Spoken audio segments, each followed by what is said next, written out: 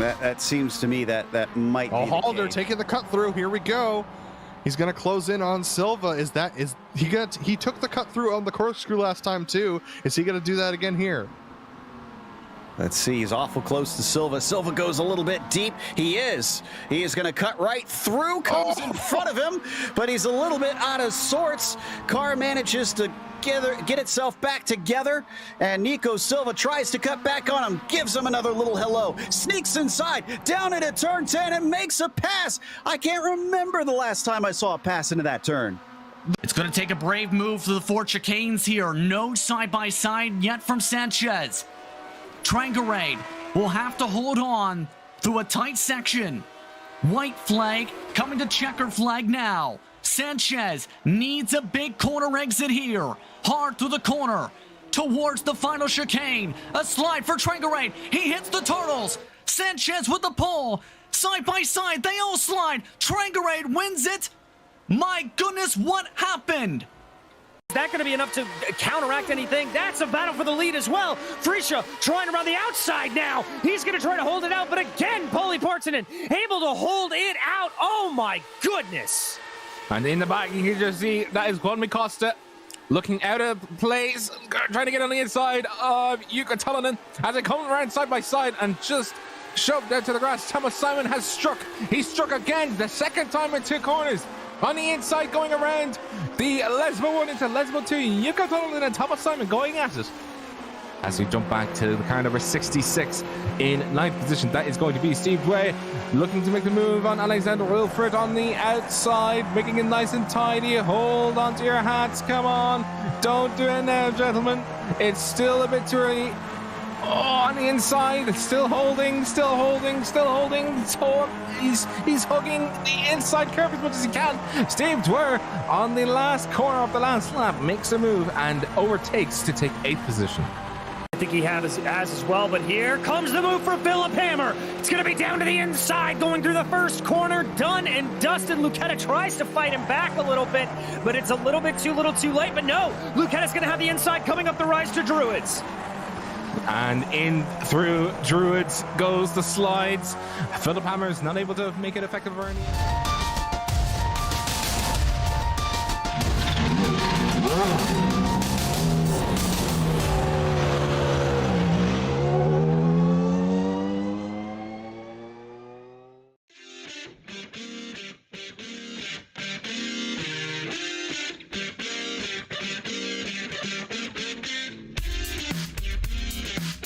Philip Hammer's decisive championship left little doubt as to who was the quickest this season. 4 poles and 3 wins in only 6 rounds was a rather stunning display. But now, all that is put aside as we get ready to watch the Absolute Beginners League Race of Champions. And you'll see it all live here on the Global SimRacing Channel.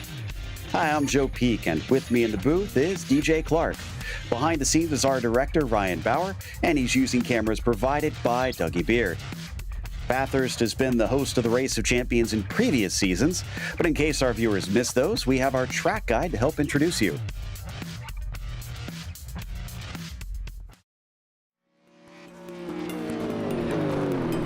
Welcome to Mount Panorama Circuit. Most drivers simply refer to this place as Bathurst, with it being located just to the southwest of the city's major hub. But most ominously, and perhaps appropriately, it's been nicknamed the Mountain. With more than 500 feet of elevation change over the course of a lap, it's easy to understand why. Though originally built for racing, it's become a street circuit over time, with the track itself used for regular traffic and featuring residential housing all along the roads. This makes this 4-mile, 23-turn course incredibly unique in the world of racing. In the past, the track has hosted a variety of types of cars, including open-wheelers. But modern safety standards means that most competitive racing has now been limited to sports cars and touring cars. However, the dangers are very real due to the incredibly high speeds and lack of runoff throughout much of the circuit.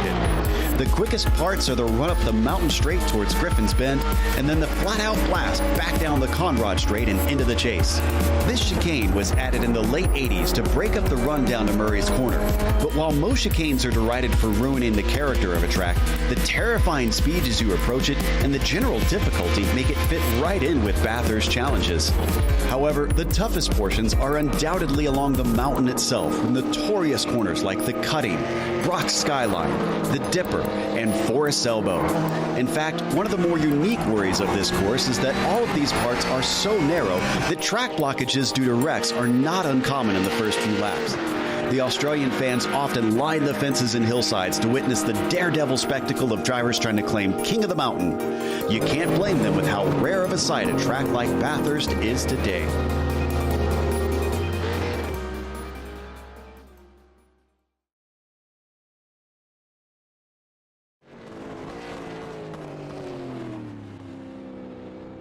And this is going to be very appropriate as we've taken a V8 supercar to Bathurst. So, DJ, this should be a lot of fun.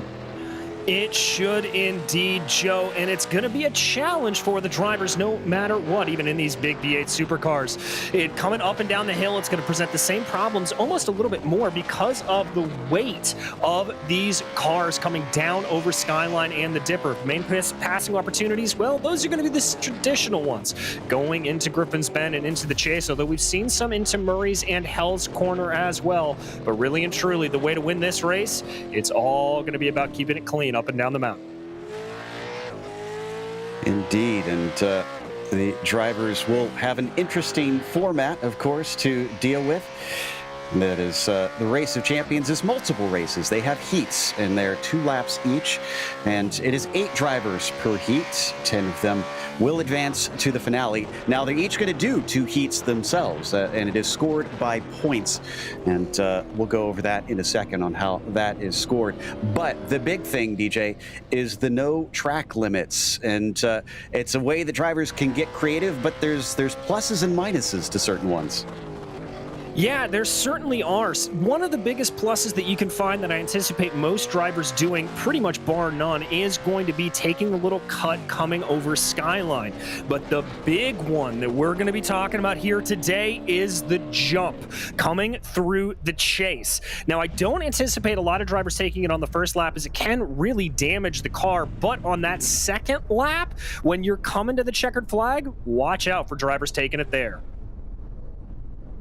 Absolutely, and they're just getting ready to line up for the first heat here in a second. Obviously, they can't start at the start-finish line, so they're going to be starting at the Pedders Bridge, the sign that you see here on the mountain straight. Now, the way that the scoring will work is 5 points for first, second gets 4 points, third 3 points, fourth 2 points, fifth 1 point, sixth to eighth get 0 points, and it is the highest scorers, the 10 highest scorers, who will go to the finale. So it's not a straightforward finish at the top sort of deal, and we will not know who will go to the finale until we get to the end. You can see they do need a lot of instruction to try and get everybody in order, because they do have a grid order here for the start, and the stewards are in close contact with the drivers to try and make this happen.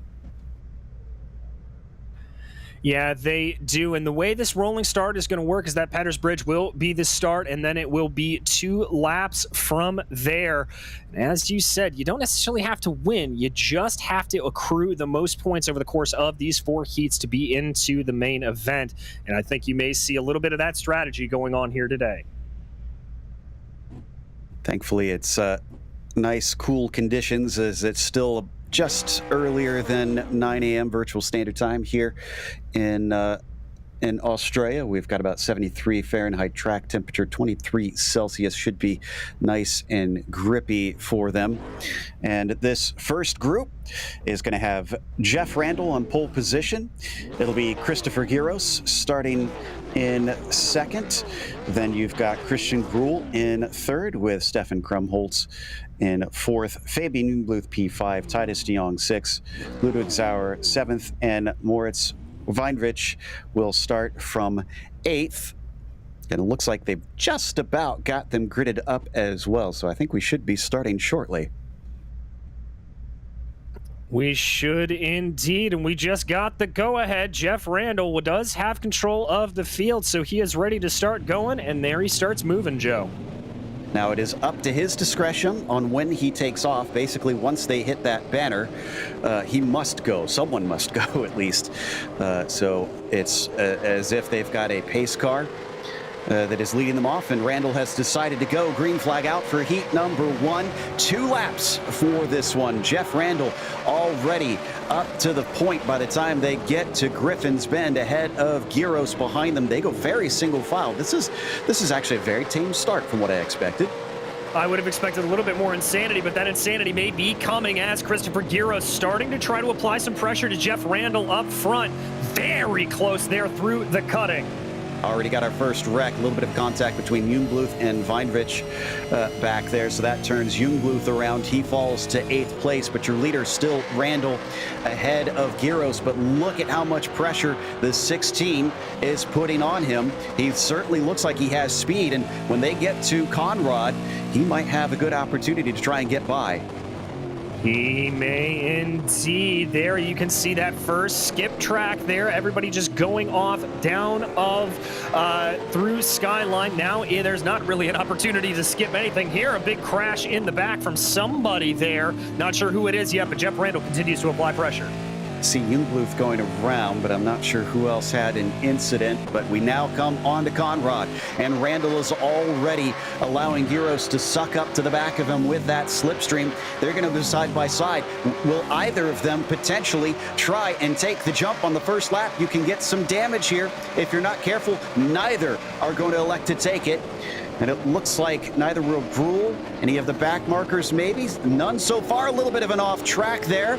And that is going to allow Jeff Randall right back by.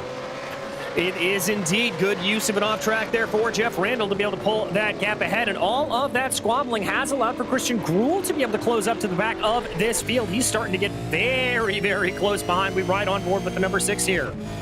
Too much curve for Gyros. As we watch from Gruela's perspective in 3rd. Another little wiggle out of the back of Christopher's car in this 16, but he keeps it from turning around. We come up the mountain straight for the 2nd time now. Come up the mountain straight, and Gyros trying to take that draft from Jeff Randall. He's now going to try to go around the outside there of the corner. Not able to get it done, and he goes a little bit wide. Is that going to open up an opportunity there for Gruel? It might. He gets very close. Those two battling back and forth has slowed them up enough that Christian finds himself with an opportunity. Another little slip up from Christopher. It seems like he is struggling. They obviously don't really have to worry about tires here. It's only 2 laps, but he's abusing them a fair bit here. Yeah, he certainly is, and it's not necessarily an issue where they're going to have a lot of tire wear. You just got to worry about them overheating. Over Skyline, both of them skipping through down in the dipper. Nice straight braking for the pair of them through there. And it looks like Gyros has rebounded. He is back on it once again, and he's going to get the slipstream as long as he's good out of Forest Elbow. It looks like he got a better exit there out of the corner, so good for him to be able to do that. Here comes the draft. Who's going to take the jump, Joe? They're both going to take it. Again, there are risks involved if you try and go over it. Randall loses that lead. Gyros, does he go straight through on the jump? No, he is going to take the course behind them. Gruel does as well, but Sauer is the first to risk it. He leaps over it, and he nails it. Ludwig Sauer manages to make the jump, and he is going to steal the victory in this first heat. With a beautiful maneuver, Gyros manages to at least get second, or does he? He has a slip up out of the corner. It's a race to the line, but it looks like he'll beat Randall, who gets 3rd. Gruel with 4th, and a single points will go to Titus de Jong. Let's get a replay of that jump. This is the ultimate Joker lap right here. Yeah, it really and truly is. Joe just absolutely nailed it. Didn't get too much air, able to keep it right on level. And that is a brilliant move there for Ludwig Sauer. Didn't even look like he got any damage out of that. That was fantastic stuff out of him. And our first few points have been put on the board. Great stuff. Fun race. Again, a little bit more calm than what we've seen in the past. It definitely seemed like the drivers were a little bit trepidatious in some places compared to before, but maybe that'll change as the heats go on. Yeah, maybe. I think especially as you see these drivers get into their second heats, if they didn't have the best run out of there, you're going to see them get very, very aggressive, want to try to push their way forward and maximize those positions, specifically looking at guys maybe like Christian Grula when he gets into his second heat, maybe even Jeff Randall, lost out a little bit there. Those guys really, really going to have to be pushing and being more aggressive when they get into their second run. So those who really need points in the second time around are going to be Weinrich, Jungbluth, and Krumholtz. The only ones to score 0 points last time. We're waiting for them to start to grid up the next group here, which looks like they've given them instructions now. So we should see them heading out. Yeah, I'm just seeing the first of them. Potacek is going to get himself out there. And that group is going to be Giuseppe Tellini, who starts at the point. It'll be Remco Pleijer, who will be in second, with Alexander Wilford starting from third position. Wojciech Potacek will be P4. Then you've got Josh Brain in fifth and Vincent Brame in sixth. David Burns starts seventh, and Manuel Lucchetta will round out the 8 from this heat. After that, we will see a mix of the first and the second heat show up in Heat 3. Well, they will face off against a few different drivers. Indeed they will, and the one I'm really watching out for is going to be Manuel Lucchetta, starting from the back of the field. Obviously a perennial title contender here. Be very interesting to see what Manuel's able to do. Absolutely, especially from so far back. Reordering them a bit, it seems. They told them the exact order there, and it looked like they were coming out one by one, so I thought they would have had that one sorted out, but herding cats here today as usual. I think they're just going to swap them out a little bit. I think maybe the confusion came on left and right hand side as to who is supposed to go where. Should have this one ready shortly. Yeah, just waiting here to get it sorted out. And yeah, it is a little bit of an interesting thing of whether or not the odd numbers are on the left or the right. But there you can see the number 9 there. That's Pleijer getting into position, starting on the outside of the row. Looks like there, Wojciech Potacek lining in, getting everything set to go. That looks like a nice orderly grid to me. And they just gave the go to Giuseppe. So we are on our way here. There he goes now. And again, he has control of the field from here. He can choose to go at any point up to the bridge, the Petters Bridge. And then he will have to go as he decides to leave early. Tellini is on his way. And it almost looked like they were checking up for a second as now the drivers really, truly are on their way up into Griffin's Bend for the first time, but a side-by-side down for fifth. Oh, a little bit of a lockup as well for Potacek, and that causes some squirrely moments for Wilford as he loses out. Here comes Lucchetta with a head of steam. Big head of steam for Manuel Lucchetta in that number 4 machine, up to the inside of the cutting, trying to see what he can do. He's going to get that move done on, Josh Brain into the wall. That's Vincent Brame, who finds himself making contact with the concrete, and he comes to a halt. I'm not sure if he'll be able to keep it going as Giuseppe Tellini leads ahead of Pleijer in second, with third to Potacek. Well, not nearly as an aggressive start as we saw before, but at the same time, whoa, big lockups there, and that's a hit into the wall for the leader. But it's so narrow, nobody's able to get by until now. Pleijer manages to sneak through. That's got to be serious damage on the right front of Giuseppe's car. Potacek trying to sneak through. He's going to be able to finally get past, and yes, that car is limping now. Oh, yeah, Joe, a big part of that right front torn off of the car. Very, very heavily limping. You can see all the way to the back of the field here as they work their way down the mountain, down the Conrad Straight. Let's see if anybody opts to take the jump here on this first lap. Not seeing anybody of the front group, but two of the back markers, Josh Brain, and it looks like David Burns, but Burns has trouble. He smashes into the wall, thankfully does not bounce back onto the track, but Brain has a massive lead now, and it looks like he made it through clean. I'm not seeing damage on the car. Nor am I, so now it's all to do for Remco Pleisier to try to close that down. It looks like it's about a 3.5 second gap or so. Maybe there it is. Yeah, about 3.5 seconds, and he does have Podacek closing in behind him, but this is Manuel Lucetta in third. Oh, big lockup there, and Wilford might be susceptible up the mountain straight. Lucetta having trouble trying to make inroads as he is able to blow past now Wilford without the speed after having to catch the car out of Hell Corner. Up ahead of them, they're all pretty much spread apart into the points. Lucetta at least will get some on the board. Well, and as we've seen, it's no guarantee that these leaders will be able to get through the first part of this hill nice and safely, even as spread out as they are. And don't forget, Lucetta can take the jump at the end, maybe try to make up some space. He looks like he's already gaining ground on Wojciech Podacek in that 28 right ahead of him. Up the hill they go. Lucetta could maybe get at least one more position, depending on who decides to take the jump. I have to imagine Lucetta is almost a shoo-in for that. He's got very little to lose at this point.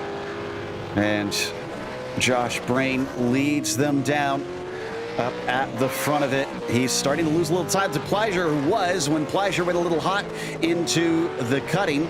Thankfully did not hit the wall, but now he falls farther behind. I think he may have hit the wall, if not there somewhere. He's got some pretty massive damage to the right front of that car, Joe. Brain took it last time. Does he choose to do it again? Or is he going to be more safe this time through? You can do it both times if you so desire. He's holding to the left, and he is not going to take it. I think he feels pretty good about his position right now. He knows he'll have points regardless. And as we expected, Lucetta is coming through. He sits in third right now. Is this going to be second? Oh, contact between Pleisier and Podacek. Lucetta catches up. A spin from Brain into the final corner. A spin from Lucetta as well. He's into the wall. Brain takes the win for heat number 2. Lucetta trying to get it rolling. Can he get out in time? It looks like he's got the car moving. Lucetta is going to be able to somehow get the car in to second place, and Pleisier manages third. Oh my goodness gracious, and the replay on this, Joe, if we can, I think that was Podacek landing on the top of another car, and that's what caused that spin out. It was indeed, and unfortunately he had to take a tow. Podacek could not get it going once again. Yeah, just returned to the track, and my goodness, that was a hit. Even if he did land on his wheels, I'm not sure he would have been able to drive it out. So we'll take one more look at it from the perspective of Pleisier. He's going to be able to see them both cut across here, and then suddenly there's a car. Yeah, that's not the image that you want to see. Very, very rough stuff there for both Pleisier and Podacek. That'll ruin your day a little bit. Vincent Brain, by the way, it's because they're not done yet. He's still returning to the line. Is he actually going to finish within the points here? He just might. I see David Burns scored his 8th. They're filling out the sheet now still. Yeah, I think first place for Josh Brain, second for Lucetta, third for Pleisier.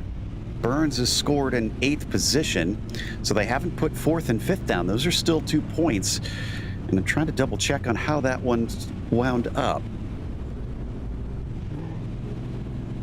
Yeah, just waiting for that spreadsheet to update here to see what it's going to be.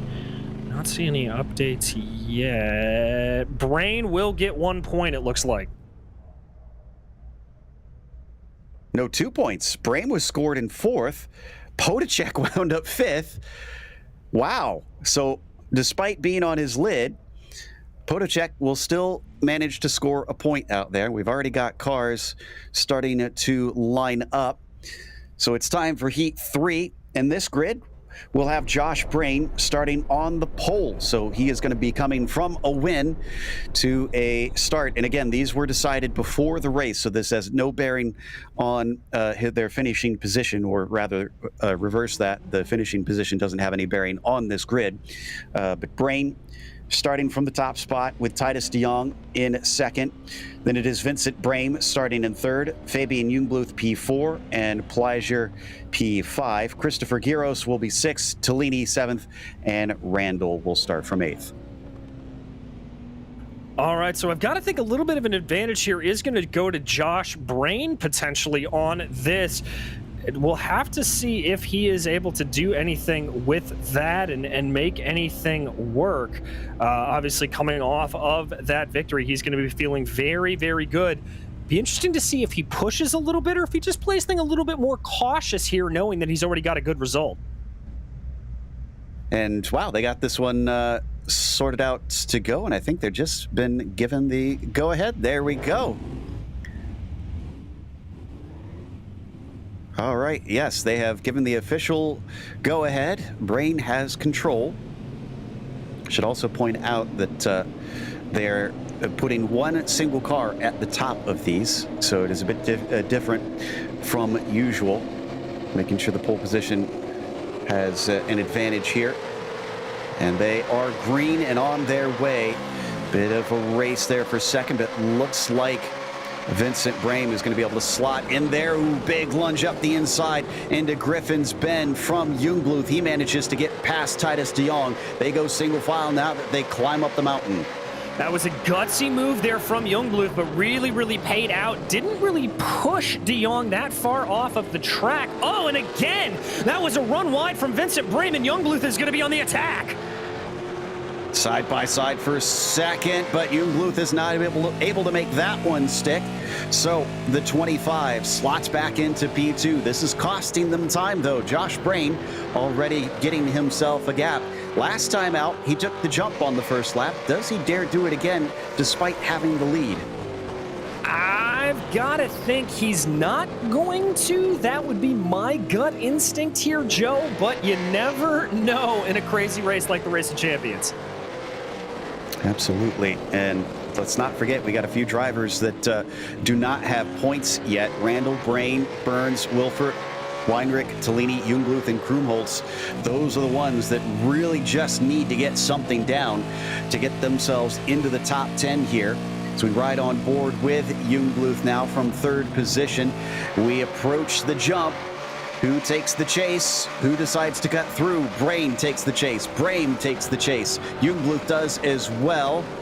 Looks like Jeff Randall is going to risk it. Oh, and he makes contact with Brame.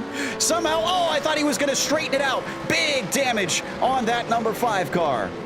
Yeah, big damage again to that right-hand side. We'll have to see if that's going to affect him over the course of this next lap. But if it wasn't for Josh Brain right there, he would have just been, or Vincent Brame rather, he would have been off and on his way, looking very, very slow. That's Fabian Jungbluth already able to get around him.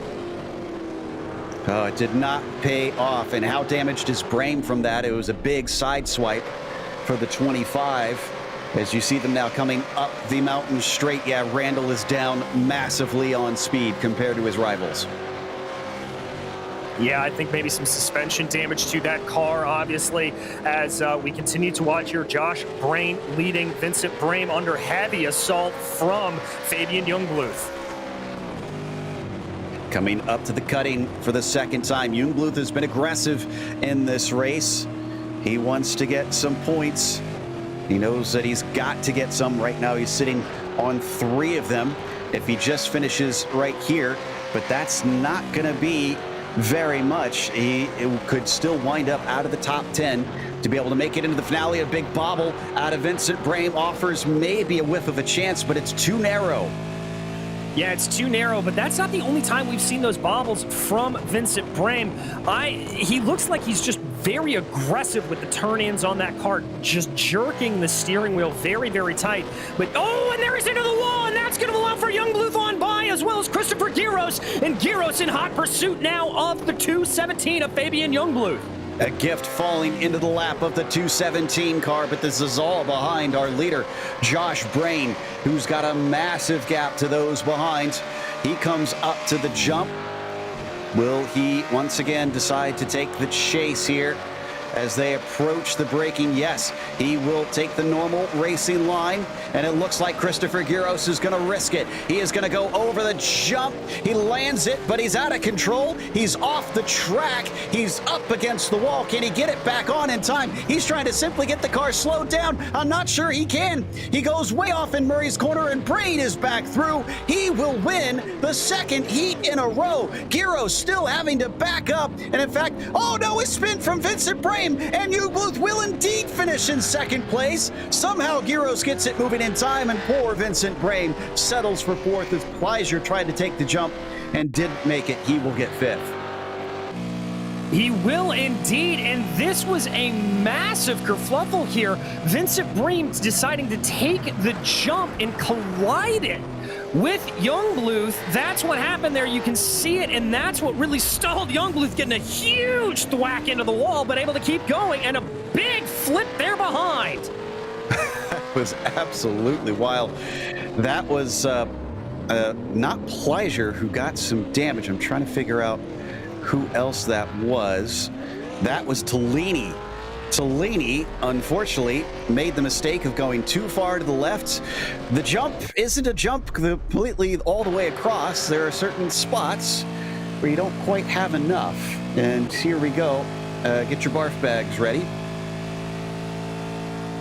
All right, so lines up the jump here. Let's watch it. Oh, gets sideways and catches it. Oi, oi, oi, oi, oi. I hope he wasn't in VR. Well, that puts him down the order. So they're now starting to add the points up, and this will give us a better picture of where the last group will have to finish to try and make it through. We're still not gridding, though. And it looks to me, yeah, they've got first through fifth entered. So that should update the standings. And it appears to me that Giros currently has the lead on 7 points. That doesn't make sense, though. I think it should be Josh Brain, who has a perfect 10 right now. So maybe that hasn't been added in yet. We'll get back to that in a second. Well, that looks to me a little bit more representative of what we tend to expect for the Race of Champions, and especially for this style of Race of Champions, DJ. Yeah, a little bit of insanity there is exactly what we have come to expect from this series from the Absolute Beginners League. Between Tellini and that Giros crash, just everything there, as well as Fabian Youngbluth catching a bad break when it comes to the jump. Hoy! Catch your breath there. We've got one more heat race to go before we get to the final. Just absolute craziness. Yep, and while we wait for them to update the points, it looks like they've given the names for the fourth heat. So it is going to be Lucetta starting on the pole position for this last one. Weinrich will be in second place. David Burns starts third, and Ludwig Zauer P4. Then you've got Alexander Wilfert in fifth, Stefan Krumholtz in sixth, Wojciech Podacek in seventh, and Grula rounding out your last heat race of the day. From there, we will go to the finale.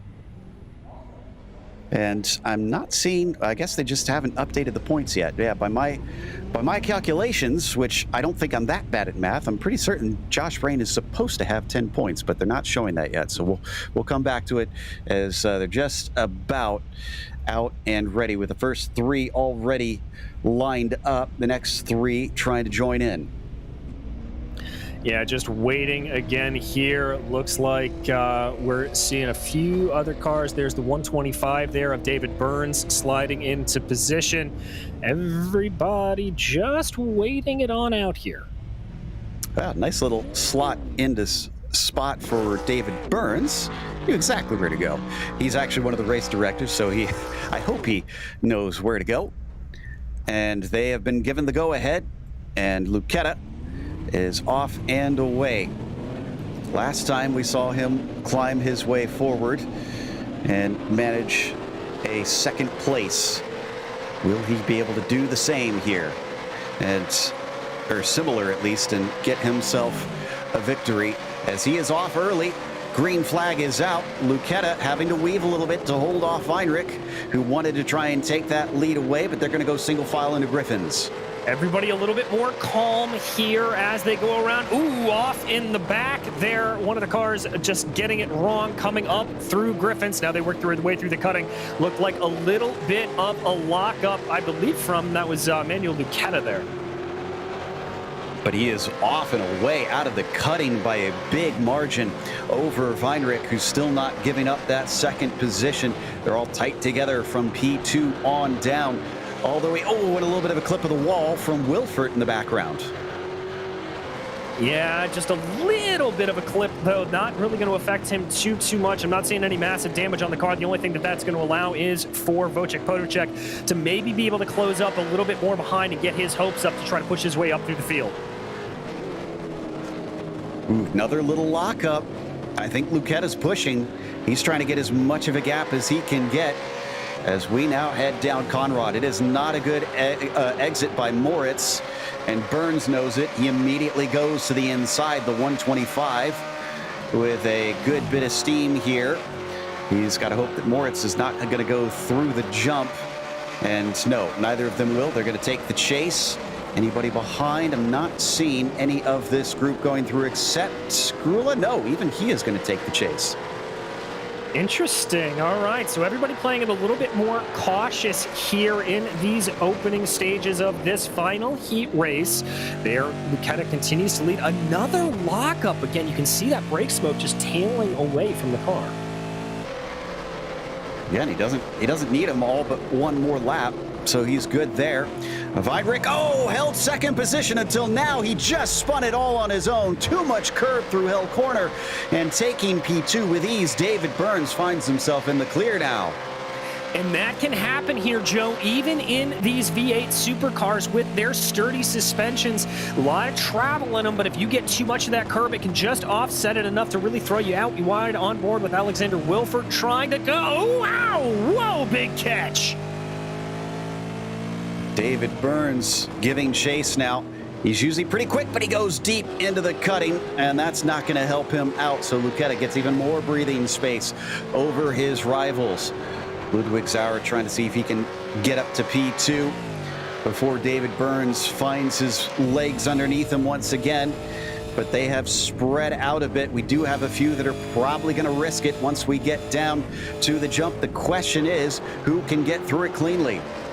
Yeah, exactly. And who is going to opt to take it? That is going to be the other big key here. I have to imagine that Burns and Lucchetta will probably say no, but anybody from about Sauer on back, they may be going for it. Lucchetta with a score of 4 points after the first round is probably likely to go through here. Even if he has an issue, just 1 point will get him 5, and that would probably be enough to ensure him a spot in the finale. As they approach it, he's off to the right-hand side. He's going to take the jump. He's going to risk it. Does he manage to stick the landing is the question. Yes, he does. A little bit of a wiggle. It looks like David Burns takes the chase behind them. Podolczak takes the jump, and that might get him second place. It's a deep braking maneuver as Lucchetta takes the win in the final heat, but it's not enough for Podolczak as Burns denies him. Takes second place. Podolczak third. Sauer gets demoted to fourth, and Wilfert spins. Can he get the final point here? Yes, he can. He's going to be able to get through. Christian Gruhl, unfortunately, had a similar incident at the jump, unable to make it over. Here's Lucchetta, and what looked a little sketchy at one point eventually wound up working out. Oh, you can see just how much that car was squirrely when he hit the ground. Very, very lucky he was able to do it. And really impressive there as well from Wojciech Podolczak. One of the things we haven't talked about is when you make this jump, you're carrying so much more speed going down into Hell Corner, and you have to just completely recalibrate your braking zone.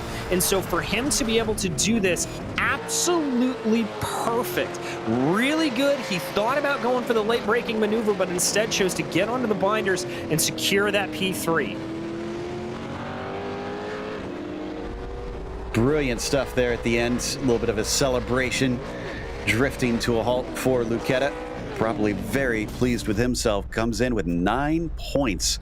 And this will affect the starting order for the finale, which will be announced in just a moment. They're just finishing up doing the addition over there, and we'll get that to you as soon as that is ready. But unfortunately, 6 of the 16 will not see the finale. This is only the top 10 who are allowed through. So 2 more cars than what we saw before, which means a lot more fun for us, maybe a little bit more chaos, DJ, for our drivers. Yeah, maybe just a little bit. It's going to be interesting to see how it all shakes out here. But, Joe, I can tell you right now, if it is anything like what we have seen across the board, it is going to be a fantastic show once we get into this final. It has been a wild weekend here on GSRC. Week 13 is not just a bit of silliness and fun in iRacing's Week 13 races that they put out with the figure 8 often making an appearance and all kinds of other odd combinations. This weekend we've had Camel GT cars racing together on an oval.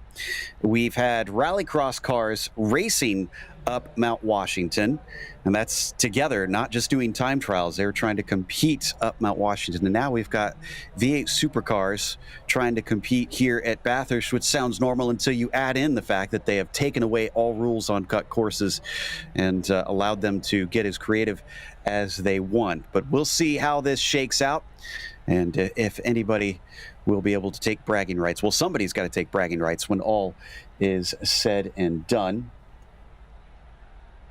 And excuse me, looks like we are heading to the quarterfinal first before we get to the finale. So apologies on that. Yeah, and so the way this is going to work here is that we have a quarterfinal race, and then the top 2 of those in the quarterfinal will advance to the semifinal, and then in the semifinal, the top 4 will advance to the final itself. So a little bit of dirt racing rules around here with a sort of an LCQ format and the way that it goes. Obviously, the quarterfinal will be the bottom drivers in the field, and then the middle drivers who do not automatically advance will be in that semifinal. Indeed, and they're finishing up with the points. I still don't see points for Josh Brain, though. I am almost certain that he should be at the very top of this. So I'm not sure what's going on. Hopefully they get a little bit of a hustle on. They've got 18 minutes left right now on the clock in this session. If they run out, then today truly is over a little bit prematurely. And now we're starting to get drivers rolling. Indeed, drivers starting to pull themselves out on track. This quarterfinal will act the exact same way as the other races. Same rules, same everything. Just looking for those top 2 positions, those top 2 transfer spots. Indeed, so they're on a little bit of a practice. They are going to get the points to us here shortly. We're going to take a quick break here on the Global SimRacing Channel. We'll come back with the quarterfinals, the semifinals, and finally the grand finale here in the ABL Race of Champions. Yeah, that seems to me that might be Halder taking the cut through. Here we go. He's going to close in on Silva. He took the cut through on the corkscrew last time too. Is he going to do that again here? Let's see. He's awful close to Silva. Silva goes a little bit deep. He is going to cut right through, comes in front of him, but he's a little bit out of sorts. Car manages to get itself back together, and Nico Silva tries to cut back on him, gives him another little hello, sneaks inside, down into turn 10, and makes a pass. I can't remember the last time I saw a pass into that turn. It's going to take a brave move to the four chicanes here. No side-by-side yet from Sanchez. Trangarade will have to hold on through a tight section. White flag coming to checkered flag now. Sanchez needs a big corner exit here. Hard through the corner towards the final chicane. A slide for Trangarade. He hits the turtles. Sanchez with the pole. Side by side, they all slide. Trangarade wins it. My goodness, what happened? Is that going to be enough to counteract anything? That's a battle for the lead as well. Frisha trying around the outside now. He's going to try to hold it out, but again, Polly Partonen able to hold it out. Oh my goodness. And in the back, you can just see that is Juan Costa looking out of place, trying to get on the inside of Jukka Tolonen as they come around side by side and just shoved out to the grass. Thomas Simon has struck. He struck again, the second time in 2 corners. On the inside, going around the Lesbo 1 into Lesbo 2. Jukka Tolonen and Thomas Simon going at it. As we jump back to the car number 66 in 9th position, that is going to be Steve Way, looking to make the move on Alexander Wilfred on the outside, making it nice and tidy. Hold on to your hats, come on. Don't do it now, gentlemen. It's still a bit too early. Oh, on the inside, still holding. He's hugging the inside curve as much as he can. Steve Dwyer on the last corner of the last lap makes a move and overtakes to take 8th position. I think he has as well, but here comes the move for Philip Hammer. It's going to be down to the inside, going through the first corner, done and dusted. Lucetta tries to fight him back a little bit, but it's a little bit too late, but no, Lucetta's going to have the inside coming up the rise to Druids. And in through Druids goes the slides. Philip Hammer is not able to make it effective on the outside, but on the inside. Welcome back to Mount Panorama Circuit. It is the absolute beginners league race of champions here at Bathurst with the 2014 V8 Ford Falcon supercar that the drivers are racing out there. And it is heat racing as well, but we're waiting for the first quarterfinal to get started. And it looks like we're just hearing them starting to announce, so they should hopefully grid them up soon. Yeah, Joe, and what we're hearing is that it's going to be Alexander Wilfert starting in pole position, Jeff Randall, Moritz Weinrich, and Giuseppe Tellini. And again, the top 2 will advance from this. So pressure is on now. It's no longer about those points. It is about pure track position. And you want to be up towards the front. There you see Wilfert already getting himself all gridded up and ready to go. Next to him, Jeff Randall and Tellini. Where is Weinrich? He'll want to get a move on here. It looks like Weinrich is actually disconnected from the session, so this will only be a 3-car heat by the looks of it. Oof. So who's going to be the odd man out is the question. That is a frustrating place to be in for whoever is not able to finish within the top 2 out of 3, and they have released them.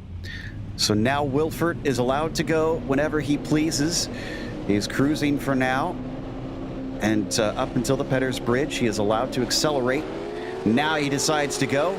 The 10 is on his way. Randall not the best of starts, and Tellini, who is sitting in the only non-transfer spot currently, follows them as they fly towards Griffins. Indeed is there. Looks like a little bit better on the brakes was Jeff Randall. Big squiggle from Alexander Wilfert, catching a little bit of that inside curb coming up through Griffin's Bend. Randall manages to get ahead, and he is up into the lead now.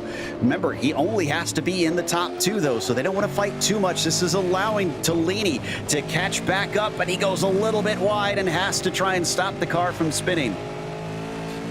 Yes, he does. Tellini really looking like he's fighting that car around here. A lot of these drivers taking a big amount of curb. They can pay off if you keep the car pointed in the straight direction, but it can also make you very, very squirrely, so they've got to be careful of that. Down through the S's once again. Randall getting himself some breathing space now. Wilfert only has to hold back Tellini to be able to get through. But then, of course, they go to the semifinals from here. And they will be gridded up in the final 2 spots. Is a little too deep for Randall, and as well a tiny lockup for Wilfert. All of them struggling. Nobody looking like they're on top of their game here, but now as they make their way onto the Conrad Straight, it is going to be very, very close. Who's going to have to take the jump? I have to think that Tellini has got to take the risk here. He's not going to. None of them. They're all going to go through the chase. but this in itself takes its own difficulties of trying to master, and all of them are through, but a big wobble out of the number 5 cost him a couple tenths. Wilford gaining once again. Exactly, and between those top two, that's a wide run there for Jeff Randall. He's going to lose 2 positions. He's out of the transfer spots. Oh, Wilford streams ahead, and now Tellini is into second, but now a spin from Wilford. Tellini sneaks through. No, he doesn't. He gets tipped around, and the lead goes right back to Randall. Oh my goodness gracious. First one way, then the other. We have got to check out this replay, Joe. This is just a comedy of errors. Wow. Randall probably cannot believe his eyes here. He sees one spinning, another spinning, and it just threads the needle. Beautiful stuff. So Randall leads. Wilford is into second, and Tellini back to third. So they're back as they started. All right, so now it's really going to come down to if Randall or Wilford want to try to be aggressive and take the jump, but I'm not sure about it going. Yeah, Tellini probably the only one with a reason to try and take the jump. Wilford, a little bit of motivation in the sense that where they finish here puts them in either 5th or 6th at the semifinal. And that's going to be hard to try and make up spots if you're dead last, but I don't think it's worth that risk. I don't think it is either. I think you take the chase, just be safe. The gap back to Tellini is about 10 seconds. You don't want to run the risk of not making that semi. Out of Forest Elbow now. Randall still leads. Tellini's still getting out of the dipper currently. So as they come down Conrad straight, Wilford, best positions. He's going to grid up in 5th if he can stay put. Right now he's holding off the left-hand side. That to me says he's going to take the chase. As he approaches, yes, he does. He steers in. And Tellini, the next one coming through. Got to imagine he's got to take that jump. He's got to take that risk here. And indeed he does, but he's well far back up at the front of them. He is clear over. He does make it through, but it's too little too late as Randall takes the win and Wilford takes second. They will advance to the semifinal while Tellini is done for the day. Indeed, so Tellini's going to go home. A little bit of fun there for Jeff Randall, just having himself a nice little bit of a tumble down the pit lane. So those two now going to reset, get fresh cars, and get back out there. They should be rolling here in just a moment.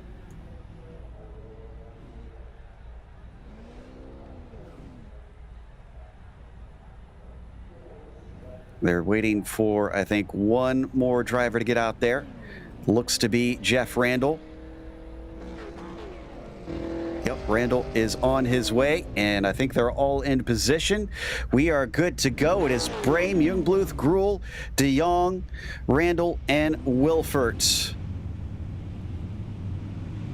And remember, out of this, Joe, it will be the top 4 advancing to the final. So those bottom 2 drivers that are currently made up right now of the drivers that we saw in that last race, they are the ones in the danger zone. Absolutely. So looks like Brame going to hold them off a little bit before he finally accelerates away, but he gets a good jump over Fabian Jungbluth.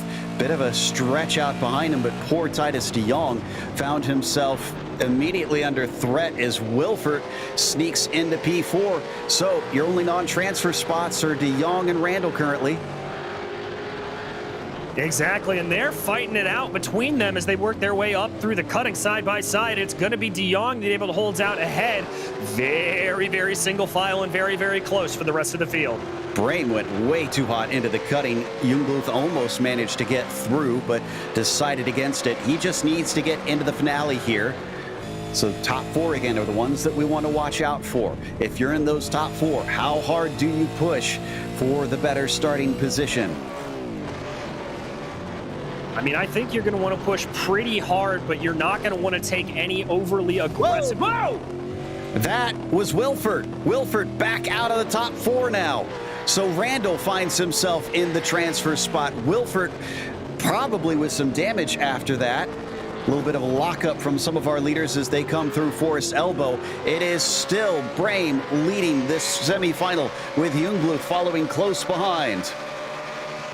Grula there just hounding their steps. Be interesting to see if anybody opts to go for the jump here. I don't think Brame or Jungbluth will decide to do it. Indeed, they'll make the path for the cutting, as will Grula. Randall decides to take the chase. De Jong does as well. And Wilford actually had to take a tow, and he is gone. Wilford unfortunately hit the wall again in Griffin's just now, so he's done. That is our first driver who is for sure not making it through. Jungbluth still giving chase. It has been tight for the lead here. It has indeed, and it is bad news for Titus de Jong. He had a spin coming through Murray's corner, so that's going to put him even farther back in the order, but Jungbluth just hounding right now up at the front of the field. In fact, he's got a great run up Mountain Straight, but he's going to have to look around the outside as he and Vincent Brame go wheel to wheel, coming up into the braking for Griffin's Bend. Brame sends it deep, but he's going to be able to fend him off. Jungbluth not able to get through yet. Not able to get through yet, and now we get to see just how aggressive he's going to want to be here as they work their way up the hill. I doubt he'll really try to go for a pass, but he may just try to put as much pressure as he can on that driver in front. Grula still the one sitting behind them, and Randall the last one to advance. Currently, Titus de Jong a long ways behind. He's got to hope that the jump or a wreck in front of him will give him something here to make it into the finale. Vincent Brame still leading. If I'm Jungbluth, I'm not pressuring too hard. I'm giving a little bit of space just in case Brame does make a mistake. That's a very, very fair point, Joe. It is so easy when somebody makes a mistake in front of you on the hill here at Bathurst to just be collected through no fault of your own. So Jungbluth probably has that in the back of his mind. Takes a little bit of a later apex there coming through Forest Elbow. Now he's going to tuck up behind in the draft, and they work their way onto Conrad. Plunging down the hill, and it looks like Brame has the advantage, but Jungbluth could decide to take the jump, or he could be aggressive into the last corner. Oh, and it looks like Brame's going to choose to take the jump. Can he stick it is the question. Beautifully, absolutely perfectly nails it. Not a single wiggle out of that car, and he is going to dominate this one thanks to that. So victory in the semifinal for Vincent Brame. Jungbluth still gets second, so no change for him out of that, as Grula is going to be able to slot home in third. Oh, and we don't know who's going to finish fourth because both de Jong and Randall are at the side of the track. It looks like Randall's going to be able to, as poor de Jong was stuck. Yeah, Titus de Jong had to take a tow there. Let's watch the replay of this. This is how you do the jump. Absolutely perfect from Vincent Brame. Unbelievable stuff. I wonder if de Jong made contact with Randall there. This is Titus's perspective. Oh, no, it was two completely separate incidents. Look at that. So it was a mistake from the other driver, and he had to try and sneak his way in there at the end, hoping that de Jong had a problem, and much to his luck, he did. But we're getting gridded up. We're getting ready to roll here soon. We are indeed. There they go. It looks like everybody's out, and we're ready to get racing. Indeed.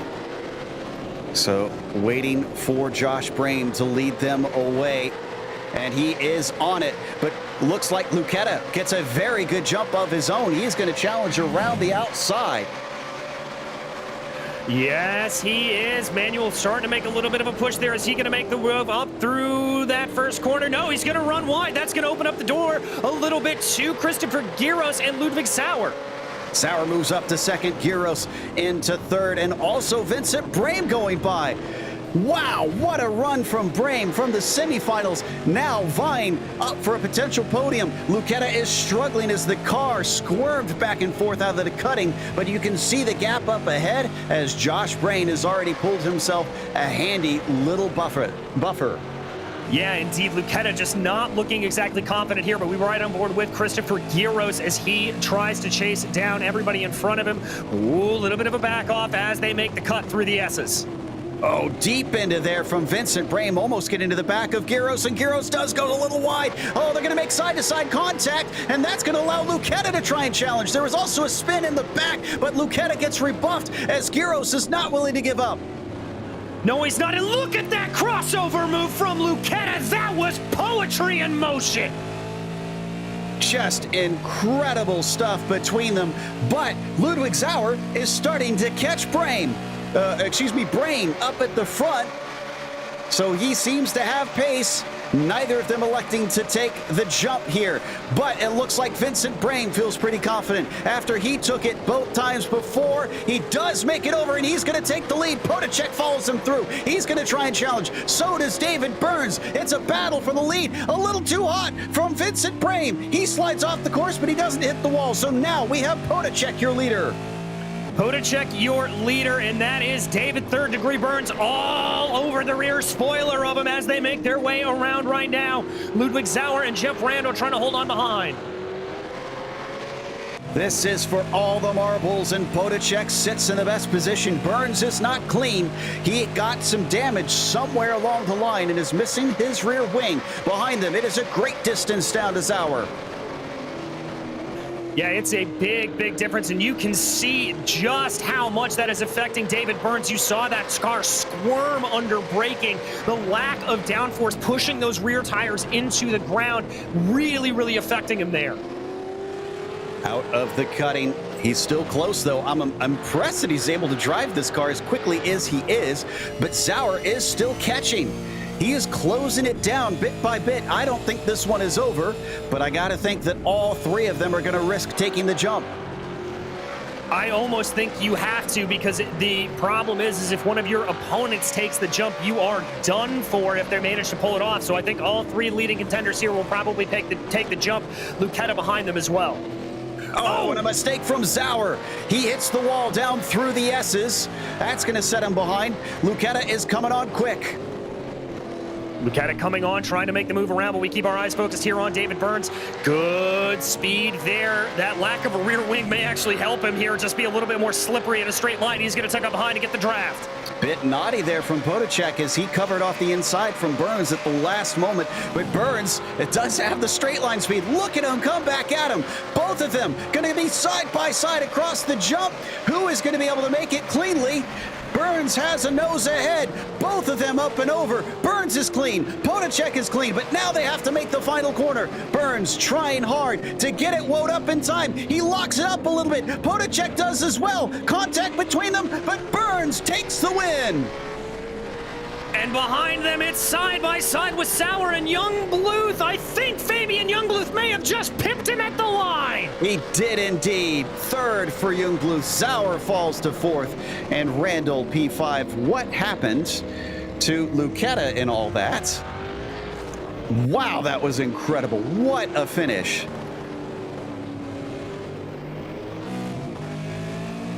Absolute insanity. This is the replay here of what happened to Lucetta. A little bit of argy-bargy. I wonder, he looks clear here. I wonder if he just lost it coming up and over the jump. And Josh Brain, poor Josh Brain, who's had such an incredible set of heat races, wound up, I think, finishing 6th or 7th here. And here's Lucetta deciding to take the chase as everybody else behind him. Oh, and that's what happened. Brain got into him, and that's what slowed him up. Wow. What a race. Let's watch this battle for the lead one more time here between the pair of them. Who would have thought the damage wound up being a boon for our leader there, Vincent Brame, or excuse me, David Burns, rather, managing to get a little bit of extra speed, and that may have done the job for him. It may have, and you can see here as he goes into the corner, this is where the lack of downforce really hurt him. Big, big brake lock up. Wojciech almost able to get it to get past him, but Burns just able to power on by. But that's going to take us to a quick break here. We'll come back with the unofficial results as well as driver interviews, so stick around. Yeah, that seems to me that might be Halder taking the cut through. Here we go. He's going to close in on Silva. He took the cut through on the corkscrew last time too. Is he going to do that again here? Let's see, he's awful close to Silva. Silva goes a little bit deep. He is going to cut right through, comes in front of him, but he's a little bit out of sorts. Car manages to get itself back together, and Nico Silva tries to cut back on him, gives him another little hello, sneaks inside, down into turn 10, and makes a pass. I can't remember the last time I saw a pass into that turn. It's going to take a brave move for the four chicanes here. No side-by-side yet from Sanchez. Trangarade will have to hold on through a tight section. White flag coming to checkered flag now. Sanchez needs a big corner exit here. Hard through the corner towards the final chicane. A slide for Trangarade. He hits the turtles. Sanchez with the pull. Side by side, they all slide. Trangarade wins it. My goodness, what happened? Is that going to be enough to counteract anything? That's a battle for the lead as well. Frisha trying around the outside now. He's going to try to hold it out, but again, Paulie Partonen able to hold it out. Oh my goodness. And in the back, you can just see that is Juan Costa looking out of place, trying to get on the inside of Jukka Tolonen as it comes around side by side and just shoved out to the grass. Thomas Simon has struck. He struck again, the second time in two corners. On the inside, going around the Lesbo 1 into Lesbo 2. Jukka Tolonen and Thomas Simon going at it. As we jump back to the car number 66 in ninth position, that is going to be Steve Way, looking to make the move on Alexander Wilfred on the outside, making it nice and tidy. Hold on to your hats, come on. Don't do it now, gentlemen. It's still a bit too early. Oh, on the inside, it's still holding. So he's hugging the inside curve as much as he can. Steve Dwyer on the last corner of the last lap makes a move and overtakes to take 8th position. I think he has as well, but here comes the move for Philip Hammer. It's going to be down to the inside, going through the first corner, done and dusted. Lucetta tries to fight him back a little bit, but it's a little bit too late. But no, Lucetta's going to have the inside coming up the rise to Druids. And in through Druids goes the slides. Philip Hammer is not able to make it effective on the outside, but on the inside. Welcome back here to Mount Panorama Circuit. We just saw the Absolute Beginners League Race of Champions. And in the end, we saw the driver just lost my notes on who took the David Burns. Thank you. David Burns take the victory out there after an incredible run. And drivers certainly looked like they had a lot of fun out there. It was one of those things where we expected this to be a wild race. We got a wild race, but who would have thought that it would be a drag race on the final lap, DJ, down to the jump, watching both of them take it, and then both landing it to boot. I think the landing it, Joe, is what the most impressive part of that is. Just absolutely amazing. And especially considering the damage that David Burns had. I mean, remember, that car had no rear wing and he was still able to pull it off. Just amazing stuff. And this is the second time I believe they've done this style of Race of Champions, if I'm not mistaken. So drivers are getting a bit used to it. I wonder if they'll switch it up next season and do something a little bit different. They've done everything from trucks at places like the Nürburgring with one of the shortest courses on the Grand Prix course, to rallycross cars, to all kinds of strange things. But this one has proven quite popular as we watch the replay. We're waiting for some of the drivers to come in for a bit of a post-race chat, so hopefully we'll get to talk to them soon to see what they think about the combination this time around. But this one has certainly given us a lot of fun to go through, and hopefully when we get to the next season, we'll get even more. But what do you think about this in terms of the official championship, the skippies, when we go back racing for actual points, DJ, is this enough of a confidence boost for him to try and use that to his advantage when we get back to the regular racing? Well, it very well may be so, Joe. You know, David normally is one of the perennial favorites and obviously beaten this year pretty soundly by Philip Hammer. So I've got to think that he's going to be looking for just kind of anything to take away. Obviously, this is just a bit of fun out on track, but a win is a win. And for David Burns, that could be some good momentum and some bad juju for the rest of the field. Absolutely.